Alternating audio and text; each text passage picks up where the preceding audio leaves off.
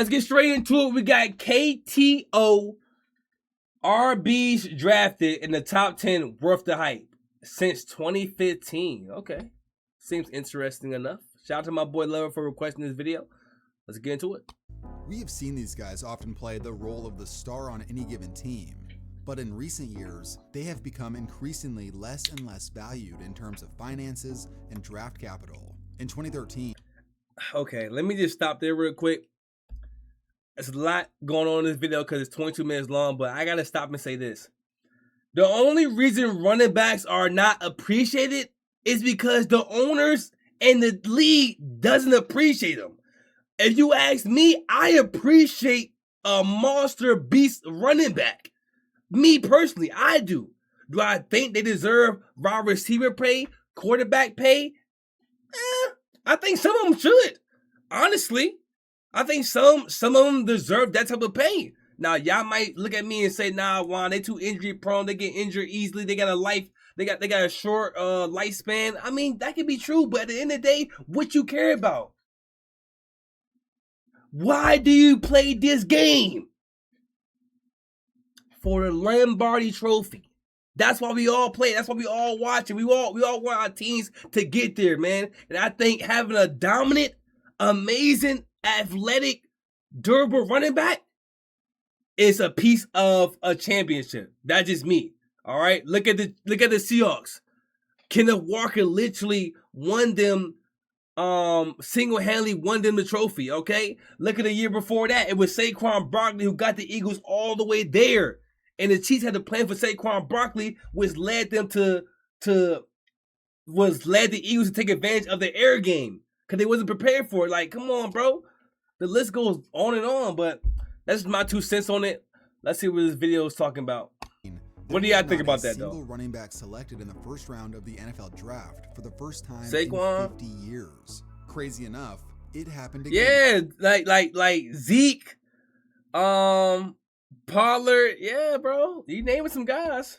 In the following year. There's a variety of reasons as to why this change began to happen. They tend to have shorter career spans on average, and the league has shifted to a pass-heavier approach with a running backs by committee attitude as opposed to a singular bell cow back getting 30-plus carries a game.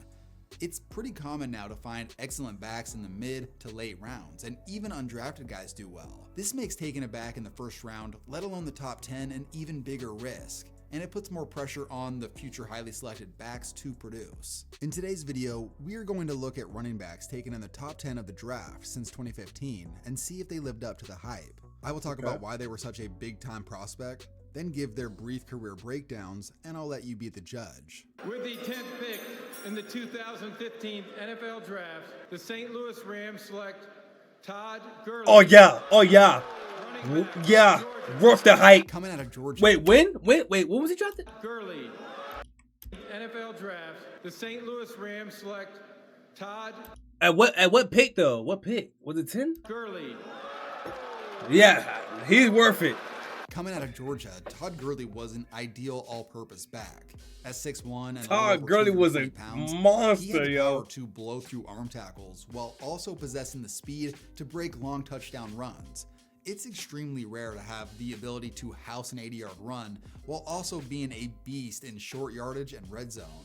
The dude was remarkably quick for his size with great vision, which made him an elite zone running back. He was also a solid pass catcher out of the backfield. Gurley had expectations to come in and carry an NFL offense from day one. Really, the only downside in his game was his injury history. His final game in college saw Gurley tear his ACL. This was a worrisome injury, especially for a bell cow back, but the Rams still felt comfortable enough to take Gurley 10th overall. Todd Gurley back in the Boy. game. Immediately, Gurley was a star, amassing 566 yards in his first 4 starts. This was the most of any back since the merger. By the end of his rookie season, Gurley was one of the top backs in football, rushing for the 3rd most rushing yards, and was named the Offensive Rookie of the Year, as well as a second-team All-Pro. By 2017, Gurley was the best back in football. The team's new head coach, Sean McVay, basically built the offense around him. as he put up over 2,000 all-purpose yards and 19 total touchdowns, which led all non-quarterbacks by Todd Gurley with look was what he a doing on my huge team, catalyst bro. in the team's vastly improved record. And this season saw him finish second in MVP voting behind Tom Brady. 2018 was more of the same. He led the league in total touchdowns for non-quarterbacks again, despite missing 2 games. He helped the Rams lock in the number 2 seed, and they went on to make a run to the Super Bowl. However, after the divisional round, something appeared to be wrong with Gurley. He only had 4 carries in the NFC title game, and was largely ineffective in the Super Bowl with just 10 carries. Turned out, he had some arthritis in his left knee, and these issues would have a massive impact moving forward. Gurley's performance saw a huge regression due to his knee issues in 2019. It was enough so to lead the Rams to releasing him after the season. He played just 1 year in Atlanta before not being signed by anybody in 2021 and retiring in 2022. The dude never played in a pro game after the age of 26. Comparing Gurley to the rest of the 2015 running back class, he certainly has had the greatest peak of them all. Fellow first-rounder Melvin Gordon struggled out the gate, but eventually found his footing and had some good years. And the big surprise was third-rounder David Johnson, who led the league in total. Oh, I remember David Johnson, yo. For all non-quarterbacks. Nah, David Johnson was nice. Jay Ajayi also had some pretty epic moments before Jay injuries derailed Ajayi! his career. Yo, these names is just popping in my brain. I'm like, damn, bro. Like, you don't know where they go. They just vanish sometimes. Sometimes guys just vanish. And it's like, wait, where they at now? Like, you just forget about them. Out of sight, out of mind, bro. If you don't see them on the field, you don't even think to even, like, care or see where they at. You feel me? It's just like, whatever. Your career derailed Jay the way that his Ajayi, bro. was would be tough for anybody to deal with. But I'd say that he's handled it pretty well.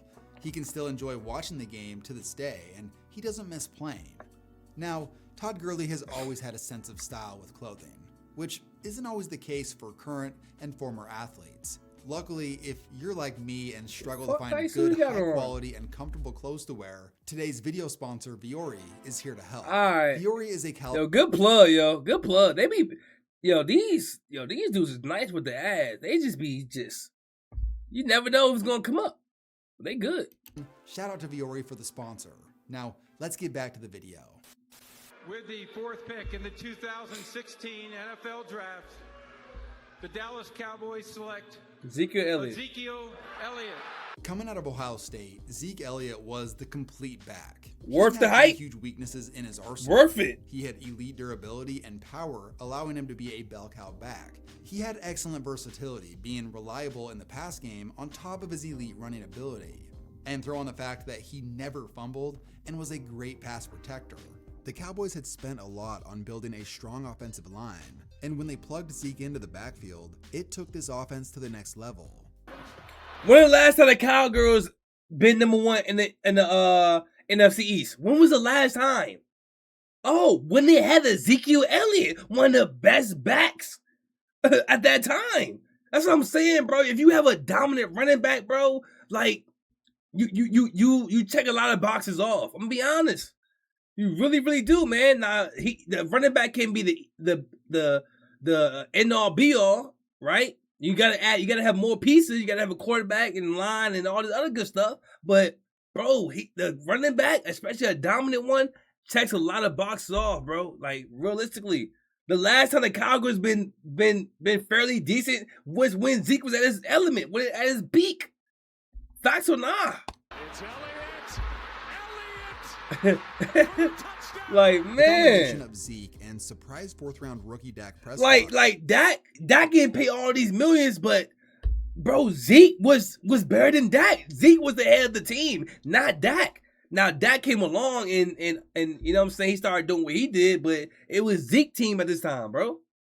Took the league by storm in 2016. Plus Dak was like drafted late. Zeke was drafted early, so I mean, you could put that into a factor, but Zeke was just better overall. There with Todd Gurley, Zeke was he made more of an impact in the game right away. He led the league in yards per game 3 straight seasons to start his career. By the end of year 4, he had been named to 3 Pro Bowls, which helped land Zeke a massive payday. a 6-year, $90 million extension. Then he got fat. Making him He got fat out of nowhere. However, the length of the contract and how much guaranteed money was offered were heavily scrutinized by the media and fans. Even with Zeke's level of dominance, this was a huge risk considering the shelf life of bell cow backs. They be hating. It blew up. Like, he earned the money, bro. Y'all don't look at JSN and be like, yo, JSN don't deserve that. Why they paying JSN that much money, bro? Like, y'all don't look at JSN and say that. He ain't do nothing in the Super Bowl. He got clamped up in the Super Bowl, bro. And he still got paid all the millions. Well deserved, but I'm saying, like, when a running back get the same type of money, well, they ain't gonna get the same type of money, but when they get a lot of money that's unusual, why everybody want to be quick to hate on that? And running backs is, I feel like, I ain't gonna say they're more important, but she damn near. Jones' face due to a variety of factors, perhaps wear and tear, age, and that's worth it though. That's worth it. Offseason, and Zeke regressed worth the hype. Quickly. He failed to reach 1,000 yards in 2020, and in 2022 he became one of the least efficient backs in the NFL. It was bad enough that the team chose to roll with backup Tony Pollard and release Zeke after the 2022 season. Zeke would serve as a rotational back in New England for a year. Then he went back to Dallas to be a backup in 2024 before not making an active roster in 2025. Like, look at him, bro. He don't look the same, bro. I think something behind the scenes happened to Zeke, if you ask me. He don't look the same, bro. He don't look vibrant. He don't look energetic. He don't look, you know what I'm saying? Like, look into his eyes, bro. Like, you can tell, like, behind the scenes he's been through some things. All right, you can just tell sometimes. But and he got fat. I wonder why he got fat, right? I don't know. Dallas to be a backup in 2024. It's something to think about. Not making an active roster in 2025. Zeke and Gurley are great showcases as to why running backs have been so devalued. These two players definitely lived up to their hype to start their careers, and yet by 27, they were either out of the league or largely ineffective. Comparing Zeke to the rest of the 2016 running back class, obviously out the gate he was far and away the best, but eventually, second rounder Derrick Henry took over as the best back in the class, and that gap widens with every passing year. Derrick Henry was basically a backup for 2.5 years before the Titans realized it was time to build their offense around him, and boy did it pay off. Amazingly, he's still dominating in his early 30s.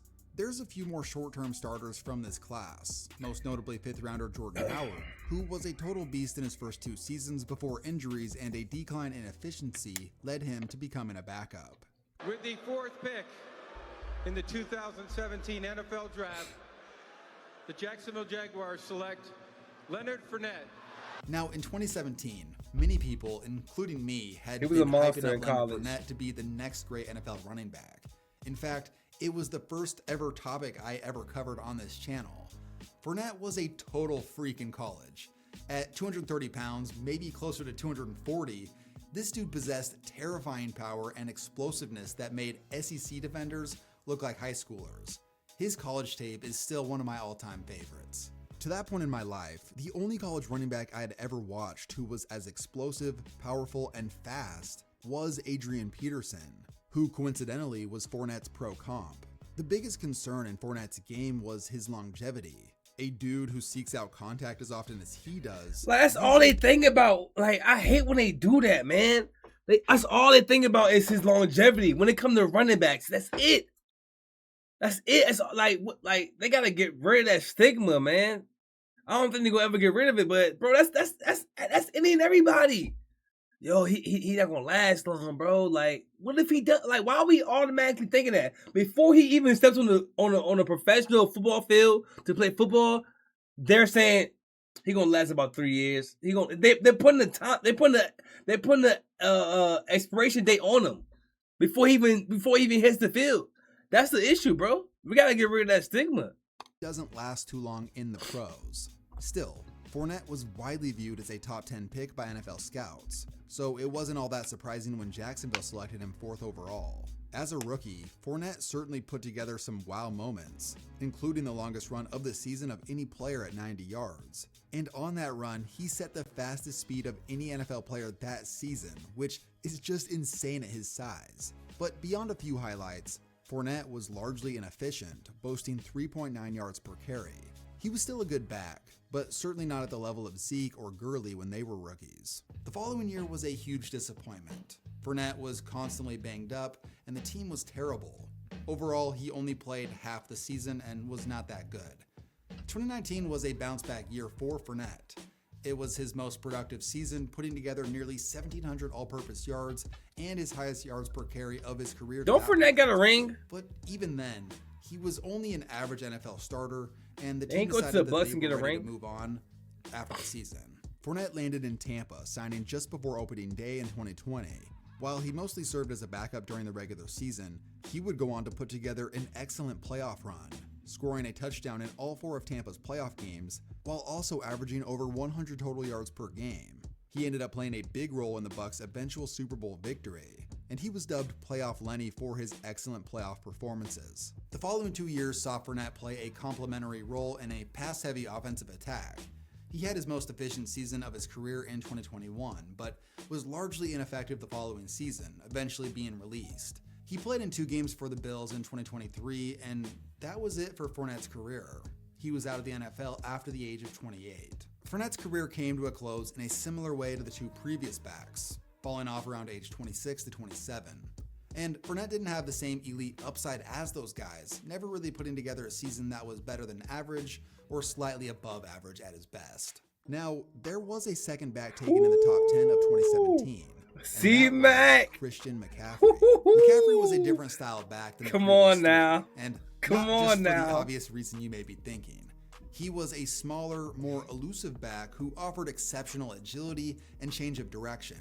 He was seen as a Swiss Army knife for an offensive play caller who could utilize him pretty much anywhere as a receiving target. He compared to Hall of Famer Marshall Faulk for his elite versatility out of the backfield. Despite being smaller than the 3 previous running backs, McCaffrey was a 3-down back who could handle a huge workload, which is why Carolina felt justified in using a top 10 pick to get him. Was he As worth a the hype? rookie, McCaffrey I think was so. a more effective receiver than a runner, hauling in a Panthers rookie record for receptions. He also put together a 1,000-yard season in total yards with more receiving yards than rushing, which Yo, we might have to put Luke McCaffrey at running back, yo. I ain't gonna lie to you. Hey, Luke, man. I know you've been a receiver, you know what I'm saying, for most of your career or whatnot, but dog, like we might need you. We might need you in the backfield for one time. You know what I'm saying? How about you try that out for us, okay? is pretty unconventional for a running back. The following year, the Panthers really upped his touches, and boy did it pay off. McCaffrey was a total stud in 2018, amassing over 1,000 yards on the ground, while also hauling in over 100 catches for 800. Yo, imagine if the Panthers had C-Mac today. Imagine they had C-Mac today. 67 yards. Then he went nuclear in 2019 with over. If they get C-Mac today, they automatically jump to one of the favorites. Like, that's a fact. That's a fact. Just by getting one player that is a running back, not a receiver, one player that's a running back, we are putting the Panthers above the Rams, above the Seahawks, above. That's what we doing. That's what I'm doing at least. Shit. I don't know about y'all. Rushing yards, 116 catches for over 1,000 receiving yards, and 19 total touchdowns. Achieving 1,000 rushing and 1,000 receiving yards in the same season had only been done 2 times ever in NFL history, which coincidentally one of those was done by Marshall Faulk, who was McCaffrey's pro comp. That season, McCaffrey accounted for 43% of his team's offensive yards, Look at which my was boy. the largest percentage of any individual player in the NFL. With ease. Unfortunately, he got pretty banged up after that and only played in 10 games over the next 2 seasons. Luckily, once he was traded to the 49ers, McCaffrey saw a resurgence, and he was back to putting up elite numbers. By McCaffrey, the swing to McCaffrey, use check blocking out front. Oh, a hurdle for McCaffrey, leaping his way for the touchdown. In 2023, he led the NFL in rushing yards while still playing a huge role as a pass catcher. Then, after missing most of 2024 with an injury, he was an MVP candidate in 2025 with another first-team All-Pro level season, worth the hype. 2,000 total yards. With him turning 30 going into 2026, He's 30 years old. Like, come on, bro. Like, they make it seem like these dudes, once these dudes hit 26, bro, it's a wrap for you as a running back. it's a wrap, bro. Like you might as well retire. Hey, the door right there, man. Go out that door right there. All right, you're 26 years old, man. The door, man. Hey, get going. Come on, dog. This dude was second in the race at MVP at 30 years old. How much he has left in the tank. Come on, man. But man, McCaffrey has been elite when healthy. And to be fair, it's been a little 50-50 ever since 2020 whether or not he will play most of the season. It's pretty crazy that he had over 400 touches in 2025. That's for everybody. You can say the same thing for a quarterback, a wide receiver. Look at Joe Burrow. We don't know if he's going to play this year, the whole entire season. We don't know. Pat Mahomes just got injured. This, like, the fact that everybody looks at running backs and be like, yo, their shelf life is low as hell. Everybody's shelf life in a game like football is going to be low, cause it can happen just like that. Look at my boy Jan Daniels. Like, come on, we gotta be realistic here. We can't just look at one position and be like, yeah, by the time he's 26, he's gonna be out the league. What? I can't imagine that he can carry that type of workload much longer. But as a 3-time first-team All-Pro and a key player in 2 Niners playoff runs, it's safe to say that the trade they made for him was worth it. Comparing Fournette and McCaffrey to the rest of the 2017 running back class, this group of players is tough, not better than why Saquon. teams are willing to wait to select a running back. Of course, McCaffrey has lived up to expectations, but it's safe to say there were quite a few better backs than Fournette. 5th rounder Aaron Jones leads the class in career rushing yards. 2nd rounder Joe Mixon became a reliable starter in Cincinnati for 7 years. Although it is worth mentioning that he was an early first-round talent with off-the-field issues. 3rd rounder Alvin Kamara became one of the best backs in the league right off the bat, and currently has the most Pro Bowl appearances of any 2017 back.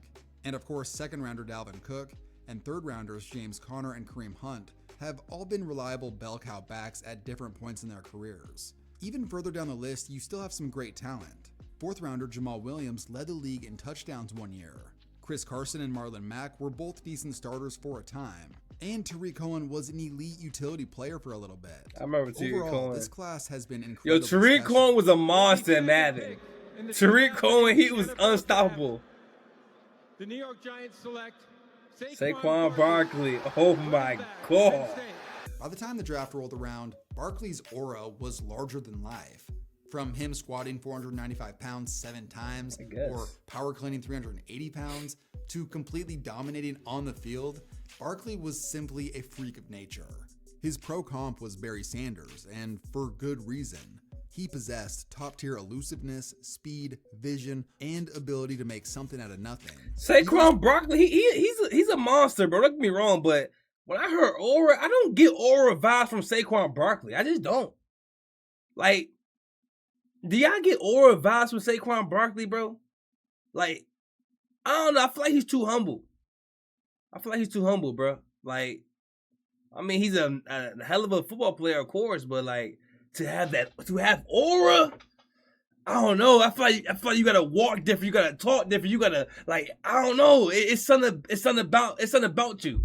It's something about you to give you aura. But shout out to Saquon though, man. He helped the Smeagol's win their 2nd Super Bowl, so shout out to him. Well, I don't think I should be shouting him out for doing that, but whatever.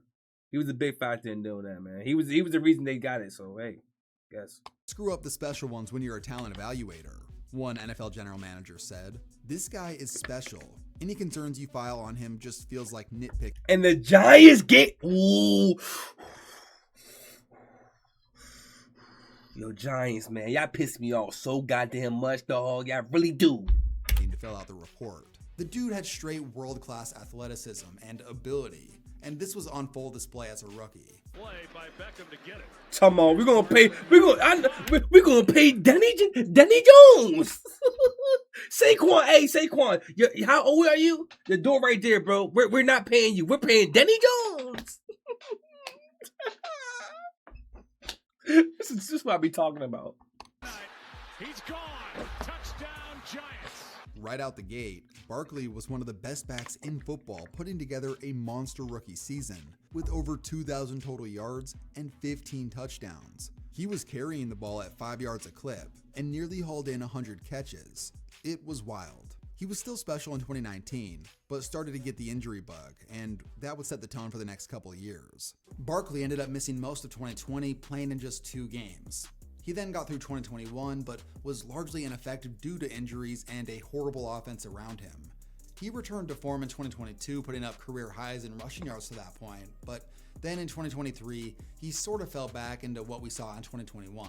This led the Giants to moving on, and pretty quickly their division rival Philadelphia snatched him up. Through 6 seasons, Barkley's career was basically defined by a legendary rookie season and then a few pretty good seasons amidst other injury-riddled years. If there were any this when the Eagles started talking too crazy, man. This when they got a confidence. All right, the Eagles was not talking like this until they got Saquon Barkley. That's a fact. They was humble. They was humble little birdies. They wasn't talking slick at the mouth. They was walking humbly. Now they got once they got Saquon, bro, they started acting like they was gonna win 10 championships. Like, it's all good, man. Question marks about his abilities to that point in his career. Those questions were answered almost immediately once he arrived in Philadelphia. Barkley out of the backfield. Barkley slips 2 tackles and picks up the first down, whipping up in the air to the 30. In 2024, Barkley put up historic numbers. He became one of the few backs ever to eclipse over 2,000 rushing yards in a season, and this made him arguably the best player in the league in 2024. Every game felt like a highlight reel, and man did he have some legendary moments. This was the type of season you see from a guy who gets picked number 2 overall. To put it simply, Saquon was a special player that year, who became the biggest difference maker in the Eagles' Super Bowl run. After all, he put up an absurd 499 rushing yards and 5 touchdowns in that postseason run. Now, 2025 was a struggle, not just for Saquon, but for the Eagles' offense as a whole.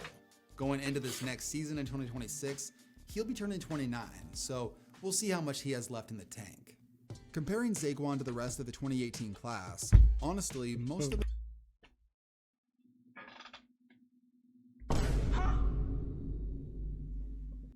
Again, like I said before, bro, he's gonna be turning 29, so we'll see how much he has left in the tank, bro. Like, you see what I'm saying?